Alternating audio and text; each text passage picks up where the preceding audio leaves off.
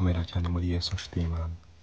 Hari izina Yesu yakwise ushobora kuba waribagiwe, ariko uyu munsi nifuza kurikwibutsa, maze nuryibuka ugire imbaraga muri wowe n'ubushake n'umurava byo gushaka Yesu, byo gukunda Yesu, byo kwegurira umutima wawe Umwami Yesu.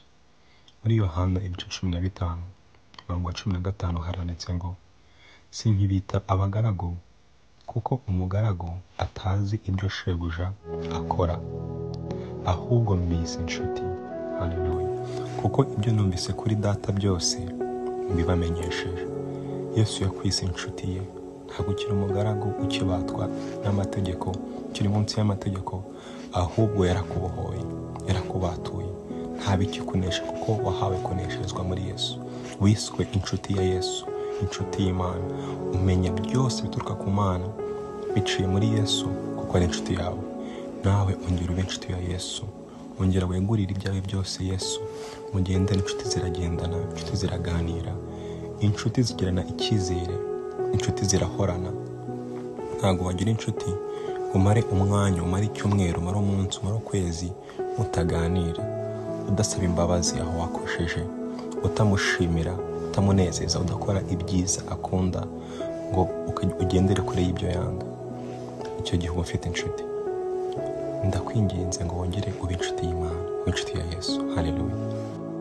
Umurongo wa 16 ukomeza uvuga ngo, simwe mwantoranyije, ntabwo ari twebwe n'ukuri, ahubwo ni jye wabatoranyije kandi mbashyiraho kugira ngo mugende mwere imbuto.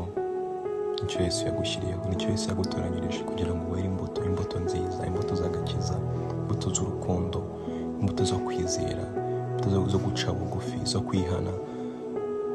Ngo imbuto zanyu zigumeho, kugira ngo icyo musaba data cyose mu izina ryanjye akibahe.